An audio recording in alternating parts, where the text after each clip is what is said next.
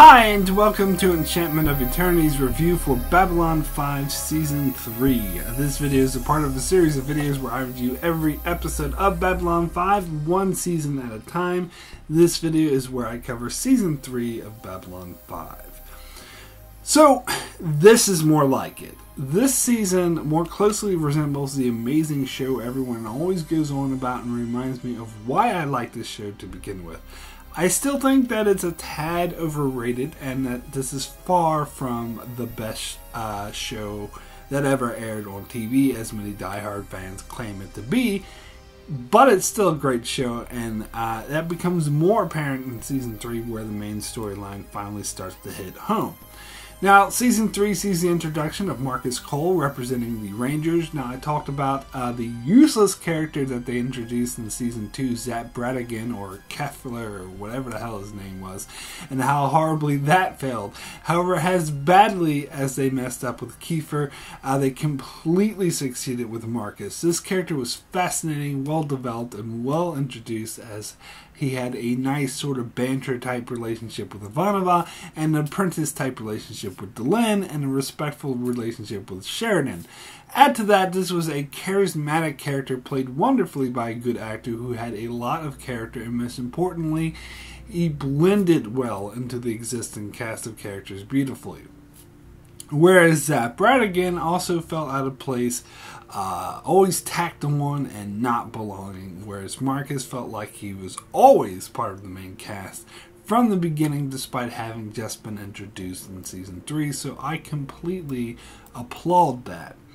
Now, Season 3 is of course most known for the introduction of the war storyline, as it transitions from a show about a United Nations type space station to a space station that is the center of an epic galactic war. And even the intro of the show has changed to reflect this, where the narration outright states that Babylon 5's purpose has failed and is now about fighting this war. So Season 3 and 4 going forward become mainly about two storylines that are tied together and related, and those storylines are the storyline of the Shadow War and the storyline of Earth being corrupted and turning into a dictatorship totalitarian government and the resistance against it.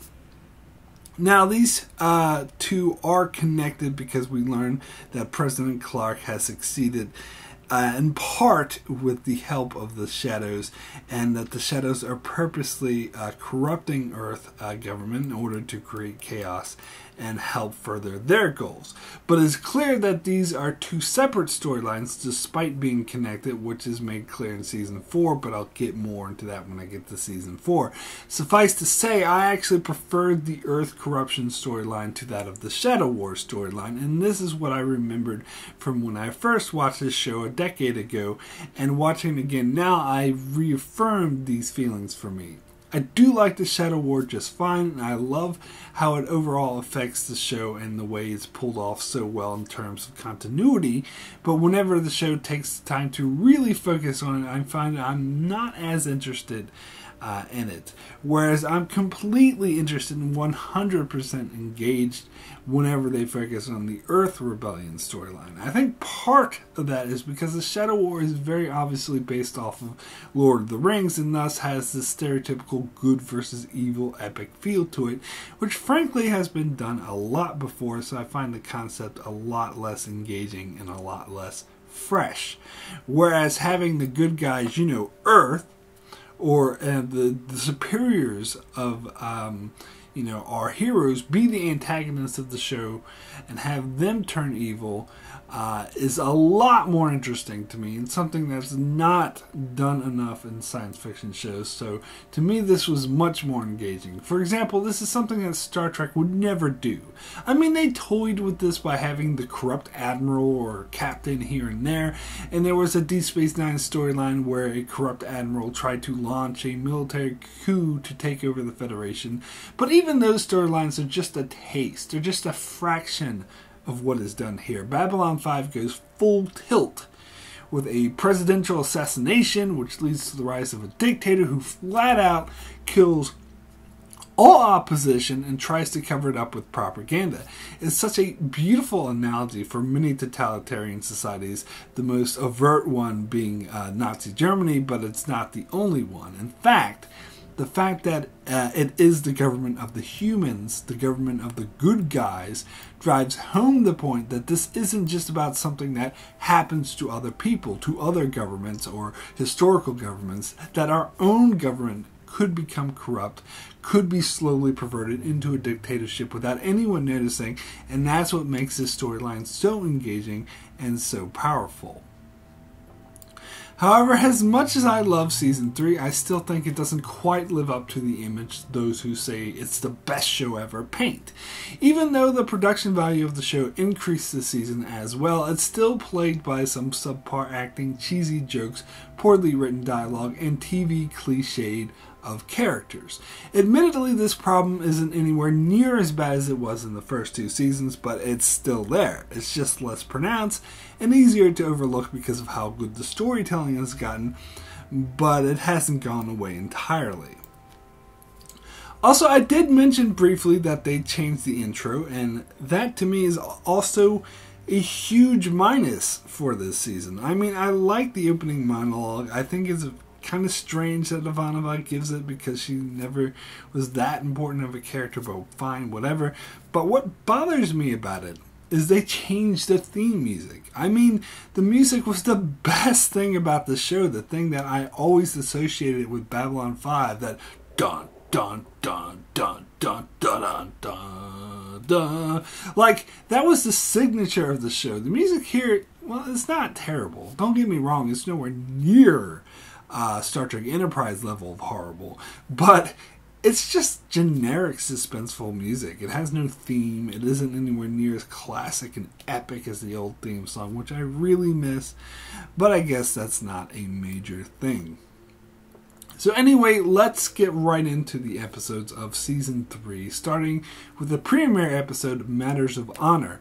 So this was a great way to introduce Marcus and the Rangers. Now, I know the Rangers were introduced in Season 2, but here's where they become a main factor in the show where they hadn't really been before. They were kind of just these generic background group, and this season begins to actually focus on them more, which is great. A great way to begin the season. And this deals with the Shadows directly attacking one of their outposts and Marcus trying to save them.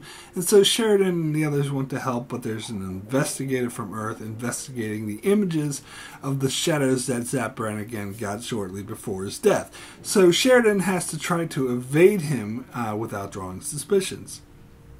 Now, what's interesting here is that this investigator is obviously not a stooge of the Clark government, and in fact is incredibly ignorant on the conspiracy that's going on. However, Sheridan still needs to keep his knowledge of the Shadows hidden from him because he would unwittingly report this back to the conspiracy. So even though the character himself isn't a villain, they still need to try to keep him in the dark and fool him. So that was an interesting little dance. Anyway, getting back to the Rangers themselves, this was one of the most blatant Lord of the Rings references in the entire show, as it obviously references the Rangers in that book series, who were, the long-last remnants of an ancient war and a group that were prepared to deal with the return of a long-defeated foe. However, I feel the term Ranger doesn't really work for them here, because unlike in Lord of the Rings, they don't really range anywhere, do they? I mean, they kind of just stick around in one place and train and prepare to fight battles. They're more like soldiers or sentries or guardians than they are rangers, but whatever. But the biggest issue I had with them is that they are presented in this episode and season as an organization that's been around for a long time, but really they were just revealed last year. So they can't be like much more than a year old. And yet Marcus acts like he's been a Ranger all his life. Now, maybe someone who's more familiar with Babylon 5 lore might point out, well, the Rangers actually have been around for years, but that kind of seems inconsistent to me for what we've seen on screen. I mean, Lanier just revealed at the start of Season 2 that the Minbari believe that humans are the other half of their soul, and this conclusion was something that the Minbari just came to themselves at the end of the Minbari War, which wasn't that long ago, and this belief seems integral to the concept of the Rangers, which is made up of humans and Minbari. And the Rangers' leadership is so flexible, they can just instantly give it to Sheridan, who hadn't even heard of them before, but whatever. So this episode introduces the show to a new ship, a warship, the White Star, which will be Sheridan's flagship that he can use to go on missions. So Babylon 5 introduces a warship along with the space station for the captain to go on missions in the first episode of the 3rd season. And this episode came out a year after the Defiant was introduced on Deep Space Nine's 3rd season. Now, I'm just saying. In fact, I would like to point out that I've actually been holding back a lot, and I mean a lot, on all the moments that appeared to be where Babylon 5 is replicating or copying something done on Star Trek before the show came out. And I could rant about this a lot, but I try not to because I want to focus more on Babylon 5 and leave Star Trek out of this. But whenever I read a fan or someone who is involved with Babylon 5 blaming Deep Space Nine for ripping off Babylon 5, I think of stuff like this and so many more cases that I haven't even touched on, which I could have. So it seems to me that whenever a Babylon 5 fan complains about Deep Space Nine and Star Trek ripping them off, I think is really a case of the pot calling the kettle black. But anyway, I'm not going to get into this anymore. As I said, I just want to focus on Babylon 5, so I'll just drop this. But I just had to point this out. Anyway, in any event, this episode wasn't great, but it was a strong way to start Season 3. So, next episode after this was Convictions, and this was a throwaway episode about some mad bomber bombing the station for no good reason, and Sheridan has to go negotiate with him as he threatens to blow up the whole station. It's a really bland episode with a bland storyline and a bland villain that has nothing of interest to offer. The only thing that was somewhat saves this episode is a side plot where Londo and Jakar get trapped in an elevator together as Jakar takes joy out of the fact that they're both going to die because he knows that if he killed Londo, this would have dire repercussions for his people. But if he does nothing and just lets him die, he can get off scot-free. And it was awesome seeing Jakar just laughing his ass off at the thought of them both dying. So that's the one saving grace of this episode. Otherwise, it sucks. So after that, we get a day in the strife. So when I first started watching this episode, I thought this was going to be an interesting, complex story about the worries of the workers and Sheridan having to juggle that with what is right and what can he do. Kind of like the first season episode with the strikers. But no, it's not like that. The working protesters are just idiots that Sheridan has to deal with, which I think is a shame and a black and white way to tell what could have been a complex story. And it's more about this probe thingy that says, solve all these intelligent tests and we'll give you access to all the best medicine and technology ever. Get them wrong and we'll blow you up. So they go to Earth's smartest minds to try to solve the test, and right before they're ready to send all the answers, Sheridan all of a sudden decides not to and realizes that it's a trap from aliens to try to, get rid of the competition. So if they prove that they're intelligent, they'll be destroyed. And Sheridan turns out to be right. Meh. That was really a throwaway story that I don't really care about. It wasn't horrible. It was fine, but I don't know. In this episode, we also get introduced to the storyline of Franklin's STEM addiction, which will become an ongoing storyline for him in Season 3. And honestly, I was not the biggest fan of this storyline. It seemed like the writers didn't really have anything for Franklin to do this season. It was like, let's make him addicted to drugs.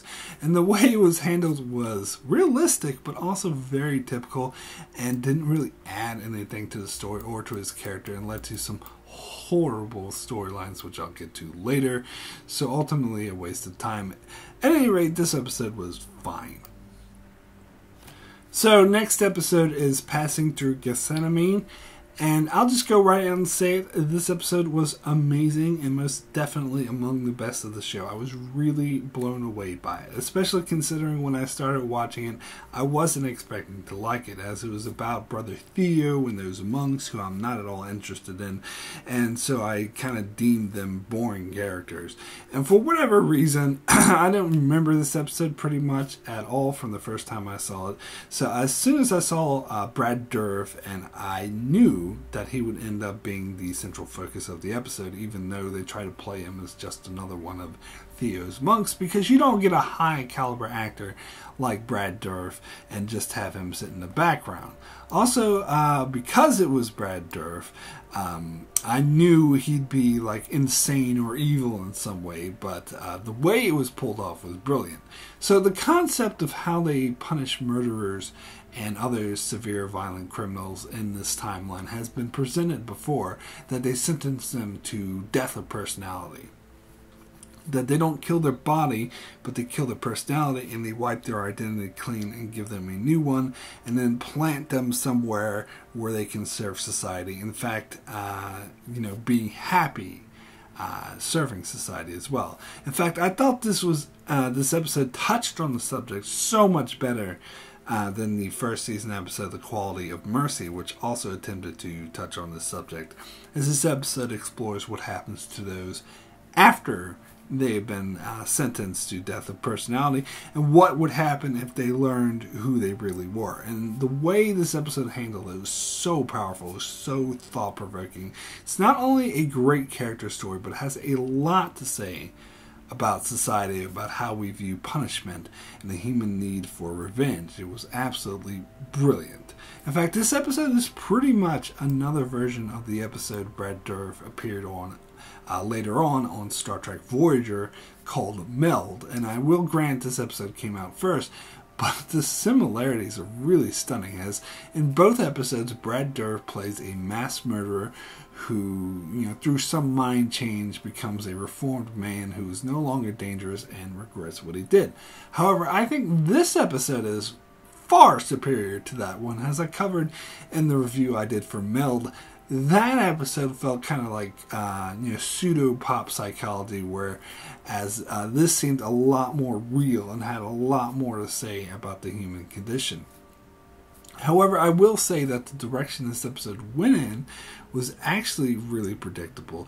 As soon as they started, spouting out all this exposition about the death of personality, combined with Brad Dourif's strange dreams, it made it very clear that he had experienced it. Now, what's interesting is, unlike almost every other role that Brad Dourif has ever played, where he usually plays someone who's evil or deranged, for most of this episode he plays the monk version of this character, who is kind and innocent, and we only see him as the serial killer in very brief flashes. So most of the episode he is kindly, and I think he does an amazing job. And so I think a lot of producers underestimate his range, and perhaps he shouldn't always be typecast. In any event, this episode got you to really feel for him and connect with him. So when it was revealed that he was a murderer and the family of his victims were forcing him to realize this before killing him, you really feel for him and feel that he doesn't at all deserve to be treated like this, and it's quite an accomplishment. And I love how it was revealed that the family members were using a telepath for some reason. I think that makes it just so much better than it simply being, the death of personality effect failed, because that makes the technology's fault, or somehow it's the death of personality isn't perfect. But here they're saying it is perfect. It's just that they used a telepath in order to tamper with it, which I actually think was a nice touch. And of course, the ending was absolutely brilliant, where you find out the guy who killed Brad Dourif was himself sentenced to death of personality and ended up with Brother Theo as one of his monks. And seeing Sheridan's reaction to him was brilliant, as his first reaction was to be angry at him and want to lash out at him for killing Brad Dourif. But of course, he himself is a whole totally different person, just like Brad Dourif was. And I love the subtle way that Brother Theo reminds Sheridan that they were just talking about the value of forgiveness and the irony of the fact that by showing anger, Sheridan was behaving just like that guy was towards Brett Dourif and being just as bad as he was. So Sheridan catches this and shakes the guy's hand. It was absolutely brilliant. And this episode has a lot of powerful messages about forgiveness and what the proper punishment for heinous crimes should be. And I could spend hours talking about it, but it's time to move on. So next episode is Voices of Authority, and this episode is interesting. It's interesting. So we start to kickstart into the whole corruption of Earth and just how dark President Clark is becoming as he's starting to show all the signs of a ruthless dictator. This episode deals mainly with the propaganda side of things as he sends a publicist to Babylon 5 to work on Sheridan's image, and part of it, I'm sure, is also trying to woo Sheridan to Clark's side, or at least assess whether or not Sheridan is a friend or foe to Clark. So there's a lot of subtext here, and the publicist herself says that she's only there to help, but Sheridan can see through that bullshit and knows that she performs a lot more functions than that, and so there's this tightrope that he has to walk as not to tip off Clark too early. And I love how she tries to seduce him. That was a funny scene. This character is such a stereotypical PR cliche, but I mean that in a positive way because it makes sense for such a corrupt tyrant to employ people like that. And the other storyline with Ivanova going to the planet to visit Drax and sent on a mission to find the old ones, kind of throwaway, kind of meh. I do like that they give Ivanova something to do rather than just making quips, you know, in the command center. But yeah, not that interesting. And the whole concept of the old ones is again a bit too Lord of the Rings, but we'll get more into this in season 4. Ultimately, pretty decent episode. So after that, we get Dust to Dust. Now, I am a fan of Bester. I particularly like Walter Koenig in this role. But to me, this is one of his least interesting episodes. As it's just about hunting down this drug used to bring out telepathic powers, and it's kind of forgettable. I think the thing I like about this episode the most is the way the command crew had a plan to deal with Bester to begin with, that the only way they let him on board is to force him to take these drugs that dull his telepathic senses, which they kind of had to do out of necessity as they were in fact hiding their conspiracy against President Clark and couldn't risk giving that away. But it made for an interesting backdrop in this episode that showcased how much they don't trust Bester, so it was an okay episode. But after that, we get EXO Genesis, a really dull and uninteresting episode. While I do appreciate them taking the time to do an episode that focuses on Marcus, and the episode does do a good job of fleshing out his character more, but ultimately the episode itself was really boring. I mean, the thingy about the aliens taking over other aliens to form a symbiotic relationship with them, Trill, excuse me, was really bland and something we've done dozens of times before, and it wasn't done particularly well here, so yeah, not a good episode. So next we come to Messages from Earth, which is a pretty strong episode that deals with the Earth corruption storyline while giving us some important exposition as we find Marcus protecting a telepath whom the Clark goons are trying to kill, and we learn that she was there on Mars when they discovered a Shadows ship, and basically suggesting a connection with Psychor and the corrupt government and the Shadows, and mainly that the Clark government is trying to utilize the power of the Shadow vessels. And we see Sheridan go on a mission with the White Star to try to stop them, but while trying to stay covert to the Earth forces, actually leading Sheridan to having to hide from his old ship that he used to command. So this was a pretty exciting stuff. But what's more interesting in this episode to me is the propaganda war being fought by the Clark administration, because we know a while back Sheridan and the others uncovered proof that that Clark assassinated the former president, and they made this proof public and just waited for it to do its job and to lead to Clark getting impeached. And we've seen the propaganda in response to this saying that it's anti anti-Earth forces propaganda, blah, blah, blah. But it comes to a head in this episode where Clark uses this attack as an excuse, calling it an alien attack from the White Star, which they actually saved them, but whatever. Anyway, he uses this as an excuse to declare martial law. So basically, he's using the excuse of an external threat to grab power at home by taking advantage of people's fears and robbing them of their liberties and making them like it. It's really funny that this episode came out in the 90s and not the 2000s, but just goes to show how common this is throughout history, and that it keeps having these reoccurring themes throughout history. But anyway, now's as good a time as any to get into the Night Watch, which at first I was thinking to myself, hey, these guys aren't that bad, they just want to protect the wall against the White Walkers. But then I was like, oh yeah, not the Night's Watch, but the Night Watch. But whatever. Anyway, these guys are obviously an analogy for the Gestapo during the Nazi Germany. However, the whole point of making them part of what we think of as the good guys, as Earth government, is a major statement that that this could happen anywhere. And JMS himself has said that they weren't just about Nazis, and it was also inspired by McCarthyism. And I can't think of some. I can also think of some more recent example that these guys would apply to in events that came after these episodes were made, but I won't get into that. At any rate, these guys speak as if they want to protect people and are the betterment of their society, but what they are really doing is quelling free speech and basically enacting a form of thought control and trying to support a tyrant. And this episode in particular deals with Zach's quandary. A supporting character we haven't seen that much, but he is used so well here. Has he got involved with the Night Watch just, for some extra money, but before he knows it, he's in over his head and is now put into a position where he's forced to choose between loyalty to his captain and his friend and superior Garibaldi, and loyalty to the Night Watch, which is very intimidating and very threatening, making it clear that if he doesn't do what they say, there will be dire consequences for him. So he's in a real pickle, and the way this episode deals with it and tightens the noose on him, so to speak, is brilliant. So overall, a pretty great episode.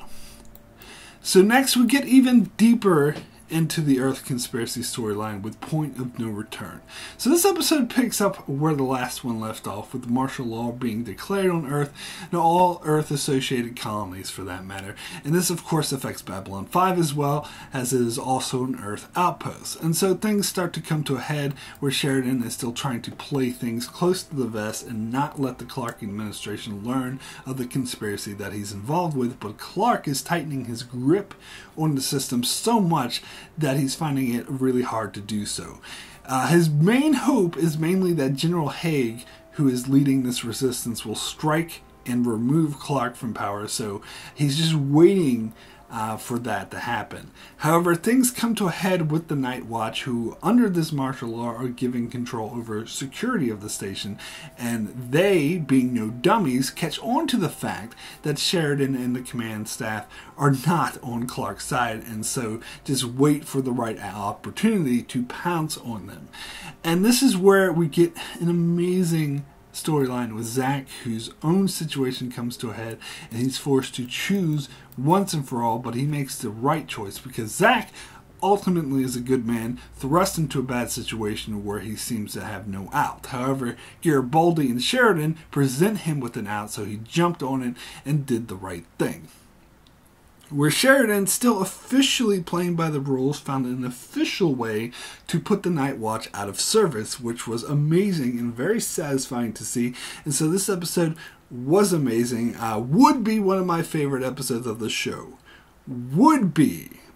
But there's this stupid side plot with Londo and Vera, whom, yes, I still don't like, where Londo tries to, get a widow of the Emperor, and apparently, who is a seer, and get her to tell his future. And the seer is played by Majel Barrett Roddenberry, so it's interesting seeing her in Babylon 5. And while her role wasn't as annoying as Luoxana Troy, she still wasn't that interesting. And the whole prophecy where she tells them that Londo and Vera are destined to become the Emperor was silly, and the way it was handled was just silly. I mean, I just really didn't care for it. But the rest of the episode was great. So, continuing on the Earth corruption storyline, we next get Severed Dreams, an episode in which I absolutely loved. In fact, whenever I look back on Babylon 5 and what I loved about the show, I always thought of this episode. So I just mentioned how Sheridan was just holding back and waiting for Haig to win. In a lesser show, a less serialized show, Haig would win, Clark would be at it, and things would go right back to normal, and we forget this whole Earth corruption storyline never existed. But instead, this episode goes in a lot more interesting direction. Haig loses, and in fact dies, and only a fraction of his forces make it out alive, and that was shocking. Now, Haig himself was seen in Season 2, where he was played by the same actor who played Admiral Layton on Star Trek Deep Space Nine, which was their version of President Clark figure, so a lot of irony there. In any event, he doesn't appear in this episode and is killed off screen, so it seems apparent to me that they simply couldn't get the actor to return for whatever reason, but they still make it really work for the story to the point where it's actually more interesting that we don't see him and that he dies off screen. But in any event, this episode, Sheridan can no longer postpone, he can no longer drag things out. Circumstances around him forces him to act. He can either join with Clark's obviously corrupt administration, or he can resist. Now, the first option isn't really an option, but the second one is a big risk where he will be incredibly outnumbered. In fact, he can't know for sure how much of his crew will be okay with fighting the official Earth government. But even though Haig and his forces lost, there are many others who recognize Clark's administration for the illegal dictatorship that it is, as several other Earth colonies rebel and denounce Clark's rule as illegitimate.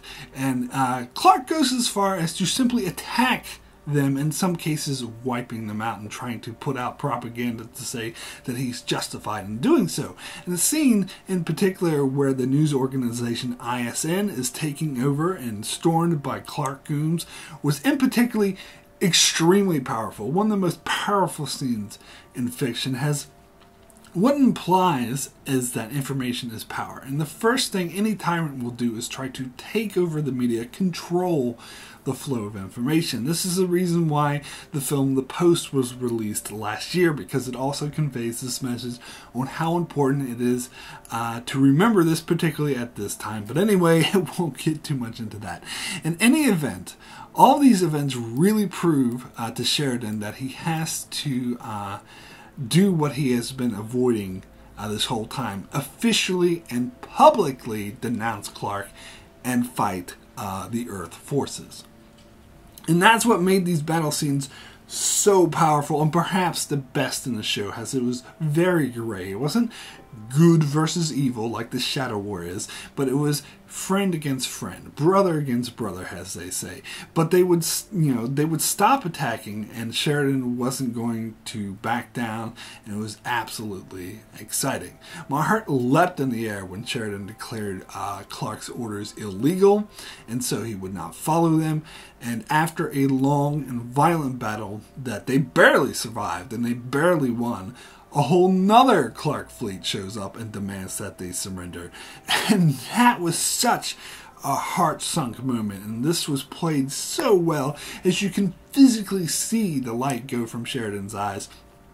But then we get a Deus Ex Machina where Delenn shows up with the Minbari fleet to save the day.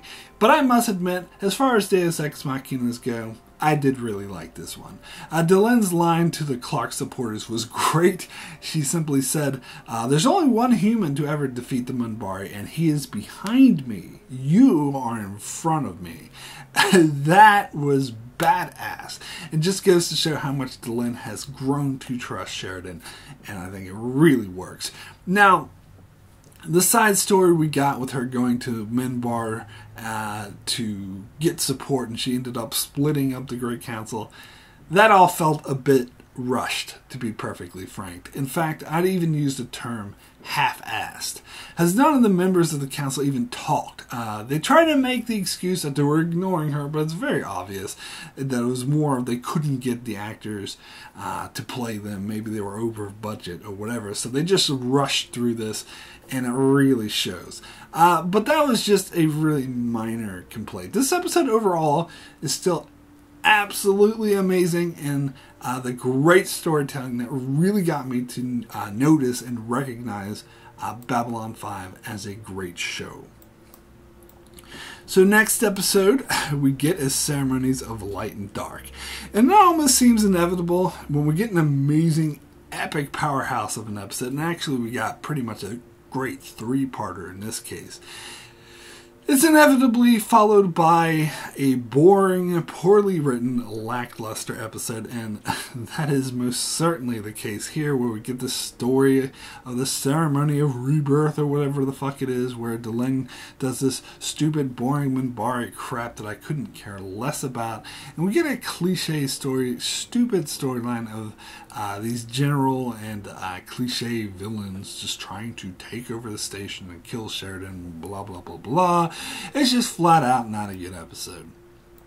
So after that, we get Sick Transit Veer, another bad episode, because having one lackluster episode after a great one isn't good enough. No.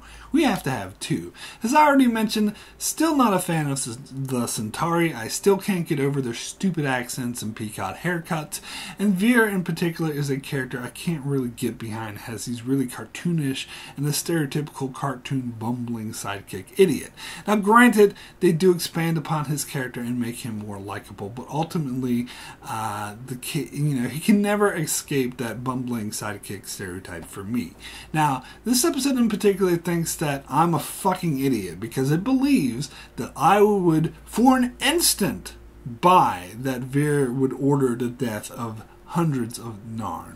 Oh, fuck off. How stupid do you think I am?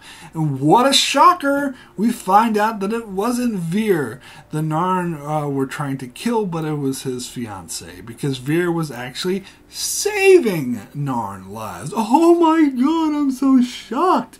And the character of his fiancée was so silly and cartoonish in her own right. I couldn't take her seriously. I know what they were going for, a naive young girl who, was raised as a racist and so becomes a racist, but they failed in my opinion. Instead, she comes off as a cartoon character. It's overall not a good episode. So next we come to a late delivery from Avalon. Now, I gotta be honest, when I was watching this episode at first, I was really ready to give this a 1 out of 10, which is my lowest rating. That number 1 was just flashing in my mind so much. I was thinking this would be a strong contender for the worst episode of the entire show, because some guy who thinks he's King Arthur comes on board the station and is like, I am King Arthur. How fucking stupid is that? But the episode surprised me halfway through by actually getting good. Because they revealed that he was a guy who accidentally started the Minbari War, or at least the guy who pressed the button that killed their leader, which started the whole war. That made it a bit interesting, and the fact that he was figuring out that he was seeking forgiveness for Delenn, who gave it to him, that was an extremely touching scene. Even if it was wrapped up in this, stupid King Arthur metaphor, it really worked. And it was also interesting that he goes to Narn to help fight in the resistance against the Centauri there, where he's likely to die. But he's fighting the good fight, and that was a fitting end for him. But I can't get over this stupid King Arthur storyline, which I still think sucks.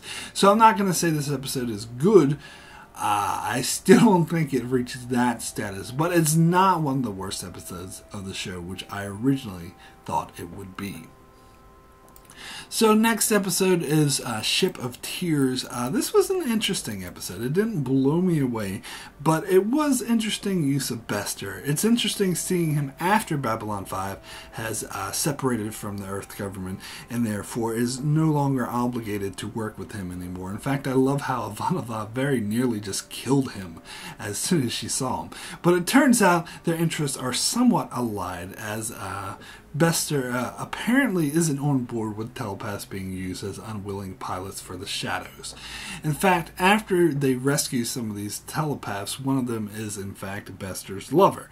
And it was interesting seeing this side of him, that he actually does care for someone, and the man who was really fucked up by the Shadows. Another thing that happens in this episode I really need to talk about is the return of ISN, which I thought was really amazingly well done.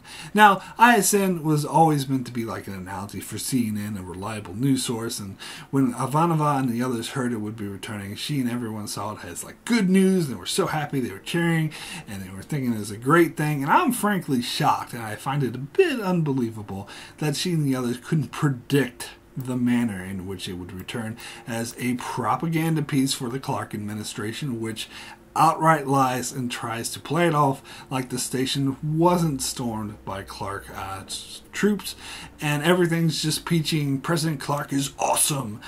That should have been really predictable.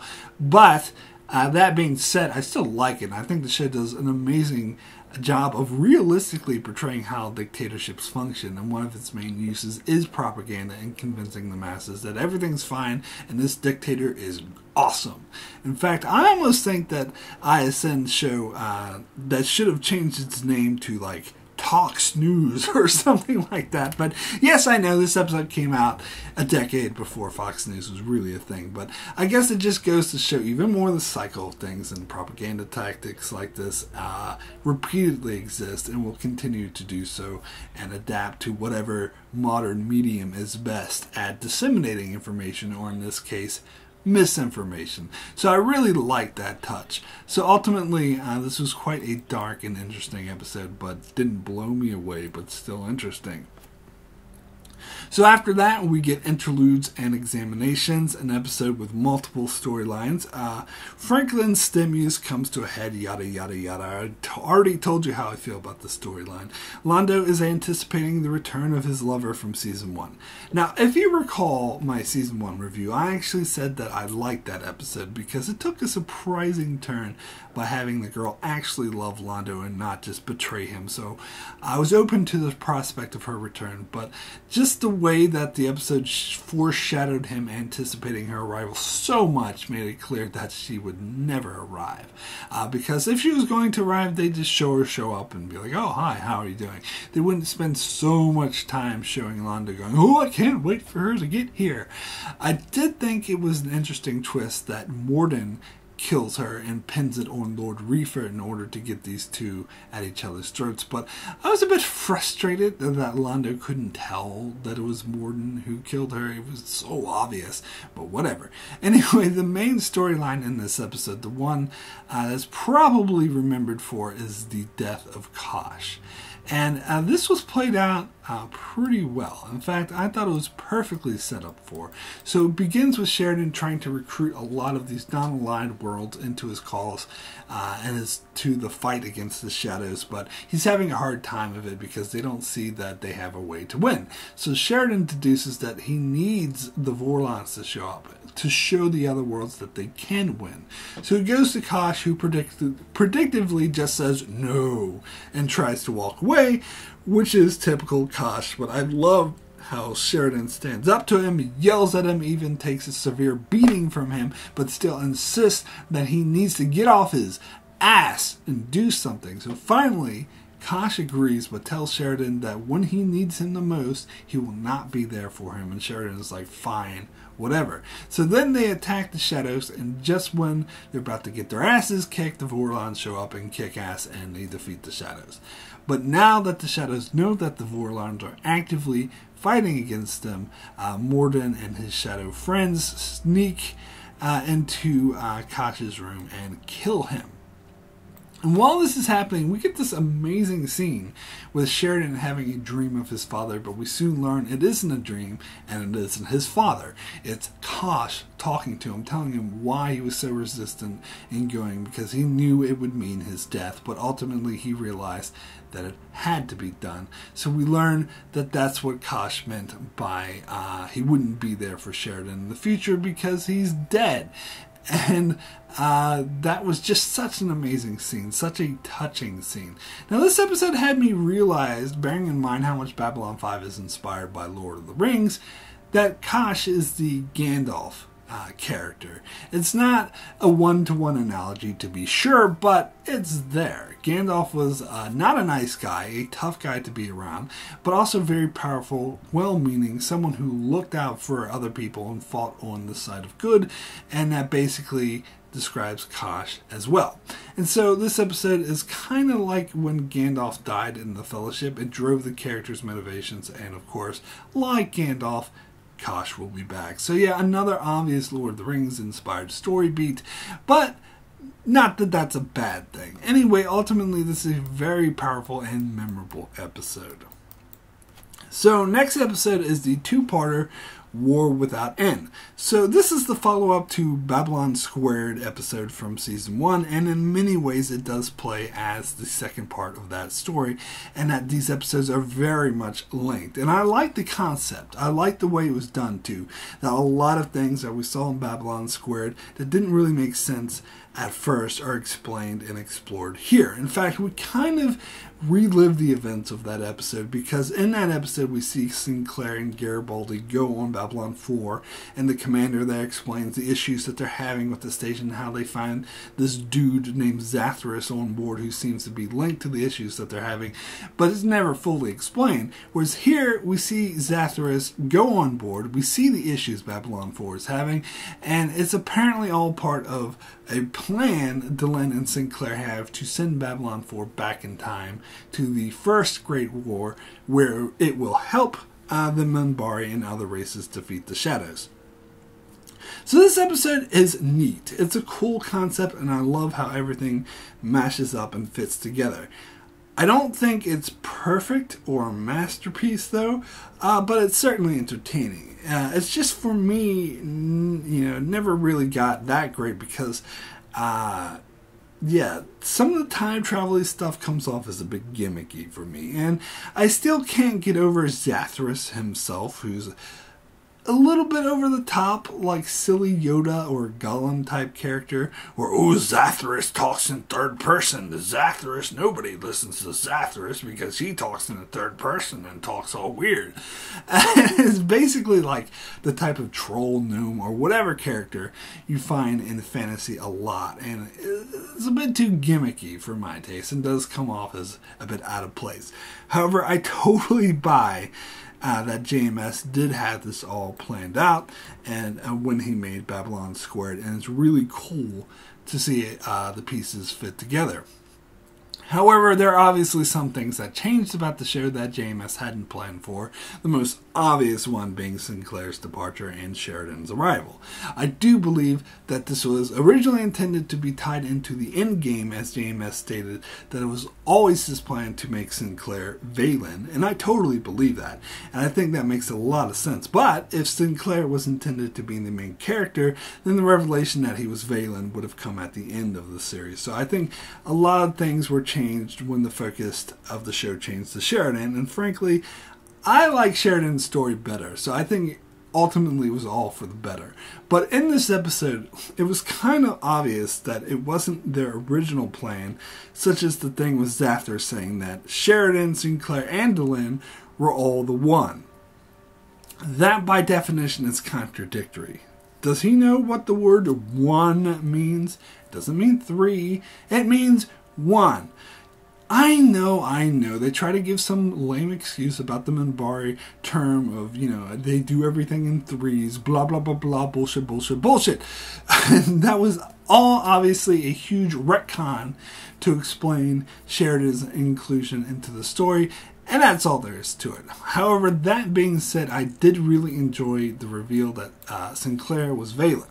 And I think this was a great way to write this character off the show. It was a fitting in for him. I also really enjoyed the part where Sheridan went to the future and we get to see things that were hinted at before, like Londo becoming Emperor, Londo and Jakar dying at each other's throats, Veer taking over as Emperor, and of course it foreshadowed a lot of things like Delenn and Sheridan's relationship and that they'd win the war with the Shadows but at high cost. It made things really interesting. So I did like this two-parter. I just wouldn't call it amazing or one of the best of the series or anything like that. So, next episode is a walkabout. So, I guess now I'll get more into this Franklin STEM storyline. First of all, I think the whole idea of having him go on a walkabout is pretty dumb. First off, he's on a space station, so he's basically just wandering around the space station. Not the same thing as wandering in the outback or desert or whatever trying to survive. He's just on a space station. And secondly, this whole concept was a bit ridiculous. Just go to rehab or something. The whole I need to find myself thing is just pretentious BS. In the episode itself, we get a storyline about him falling in love with a singer, so we have to sit through a whole sequence of someone singing a song in a lounge. Those familiar with my Deep Space Nine videos will know from my disdain of Vic Fontaine how much I loathe having to sit through long song sequences in my fiction. And on top of that, it's just a cliche love story where he thinks she's an addict, but finds out that she really has a fatal disease, and it's just so bland and boring I cannot stand it. However, this episode isn't all bad because it's saved by the other plots in this episode. So we get Sheridan trying to get a win against the Shadows, and the Narn are unwilling to go along with this plan because they think it's too risky. And we get an interesting scene where Garibaldi confronts Jakar about this and really reminds him that they're all in this together. And the way Jakar then goes to his general and is just like, no, screw you, you do what I say. And then the Narn show up and at the last second save Sheridan's forces. I actually really like that. I think it worked. So I wouldn't say this was a horrible episode because of that story, but not a good one either because of the Franklin stuff. So it's kind of down the middle. So next episode is Gray 17 is Missing. Now I heard this episode referred to as the worst episode of Babylon 5. However, I wouldn't agree with that. In fact, I would even say I would say that this isn't even the worst episode of the season. Now, had the entire episode been about the storyline with Garibaldi going into Gray 17 and finding the monster, I would surely agree and say, yes, this is the worst episode of the show. But that isn't the only storyline of the episode. In fact, despite the title of the episode, that's arguably just the B plot. And the A plot is actually pretty decent. Now, that deals with Delenn getting promoted to the head of the Rangers to replace Sinclair, and the Alliance gathering more telepaths to fight against the Shadows. Both of which I found very interesting.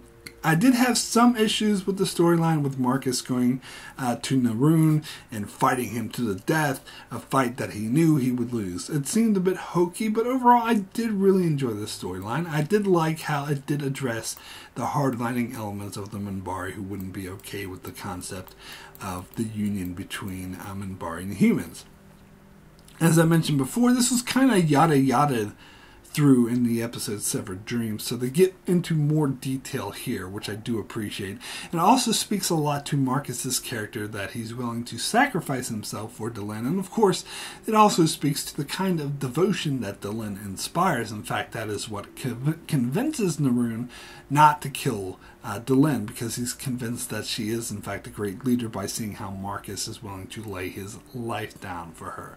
And I like this.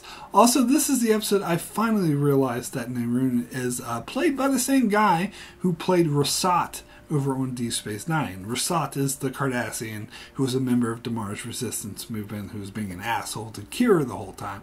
So he does a great job of playing these swarmy, despicable types, so that's good.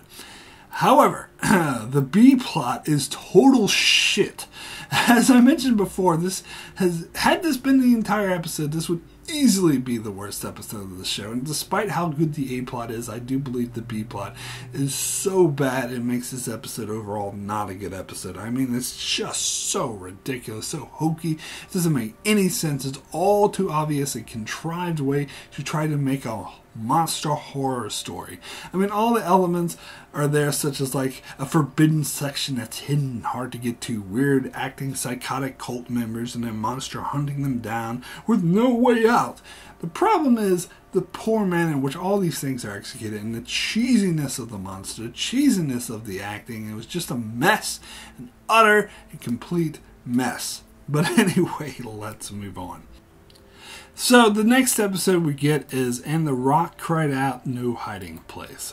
This episode was fine. I liked the storyline with Londo and how they did a huge fake out where you think he's trying to kill Jakar, that his plan is to deceive Jakar into going to Narn so he can be killed, but really his ultimate plan is to kill Lord Reefer, and that was a really cool reveal. That was pretty awesome. The reveal that Jakar was in it with Londo all along in a plan to kill the man responsible for slaughtering thousands of Narn indiscriminately was really well done. However, I can't hold this episode in that high regard because of the other plot with the religious figures coming to the station, which I found a bit annoying. I didn't really care for. In fact, I thought the whole montage of Reefer running from the Narn while the gospel singers were singing a bit annoying. But that's just me. But still a good episode, but not a great one. So next episode is Shadow Dancing, and this was a pretty exciting episode in the war storyline, where Delenn comes up with a plan to strike a definitive blow against the Shadows, and they do so by sending Ivanova and Marcus out on the White Star as a scout to try to find out where exactly the Shadows will strike. And this is done in a really tense and suspense-driven way that I think was really worked, and the actual battle itself was really exciting, and of course the fact that they actually won the battle brought a moment of much needed relief, because it's been made very clear that the Shadow War, that they're at a clear disadvantage and are fighting uphill. So I think it's important to get a big win to show that this uphill battle can be won. And I love the way that it was done in this episode, but unfortunately this episode is held back a lot by its subpar B plot, which has to do with Franklin getting stabbed, being close to death, where he literally talks to a version of himself.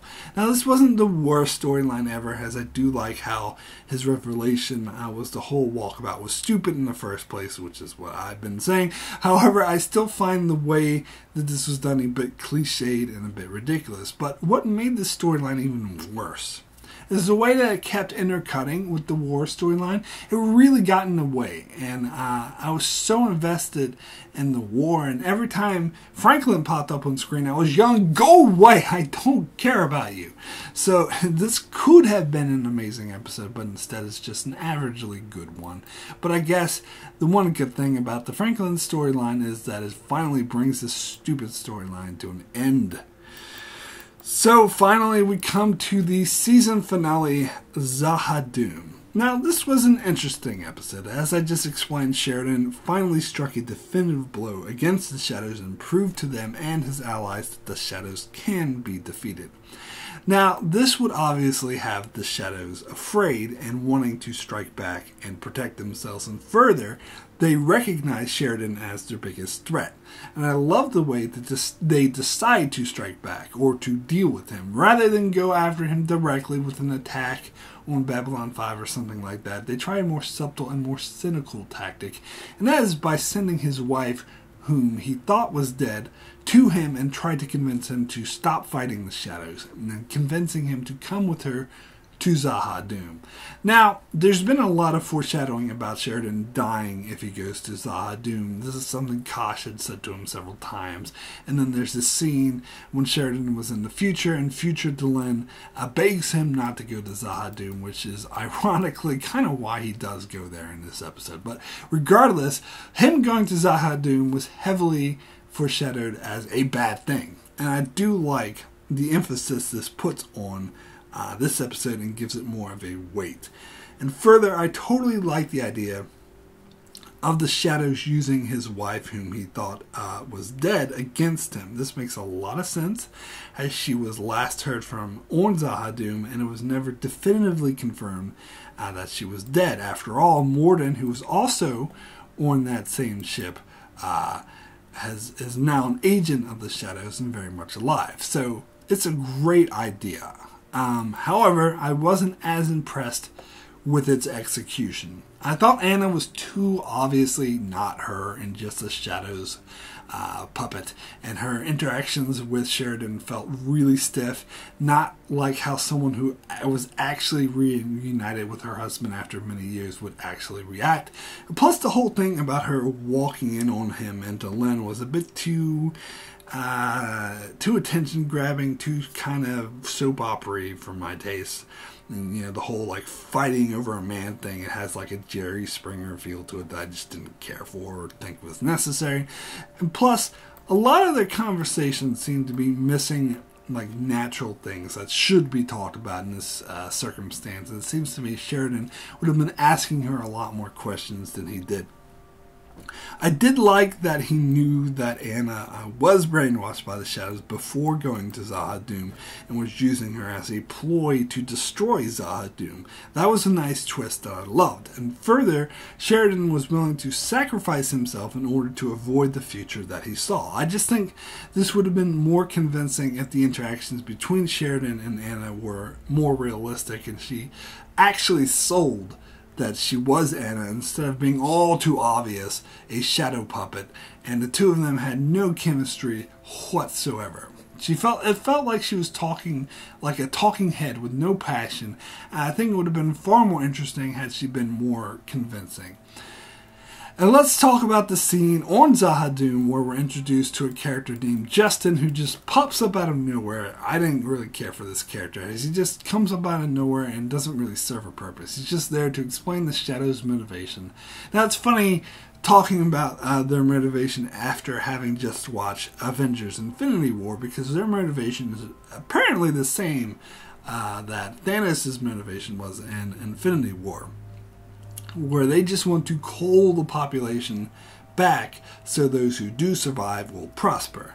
I have to say, in both cases, I don't really buy this motivation. I mean, I kind of do, but it seems kind of weak, and the writer is trying really hard to make a villain that is obviously just a stereotypical evil villain more dynamic. And in both cases, I don't think it really works, and they still come off as just evil. And these attempts to come off as as obvious attempts to say, oh no, they aren't just evil stereotypes. So yeah, anyway, I did like this episode, but I wouldn't say it was one of the best, because I think it could have been much better than it was had they handled Anna's character better, or made that Justin character more believable, or giving him more backstory instead of just being some random guy who pops up and is never seen of again. So yeah, good episode with some great aspects, but not a great episode. So that is all the episodes of Season 3. So now's the time for me to name my favorite and least favorite episodes of the season. And we'll start with my least favorite episode of the season, the worst episode of the season, as it were. And for this, there were several contenders like Convictions, EXO Genesis, Sick Transit Veer, a late delivery from Avalon, and Grey 17 is missing. But ultimately, I'm going to have to go with Ceremonies of Light and Dark. This episode was both boring and ridiculous at the same time. The whole thing about the rebirth ceremony bored me to tears, and the storyline with Clark supporters trying to kill Delenn was so tired and cliched and really uninspired episode. So for my pick for best episode of the season, there were a lot of contenders for this as well. Episodes like Point of No Return, Messages from Earth, Interludes and Examinations, A War Without End, and Zahadum. And I very, very nearly went with passing into Gethsemane. In fact, it was so close, you could really call it a tie, because that was an amazing episode.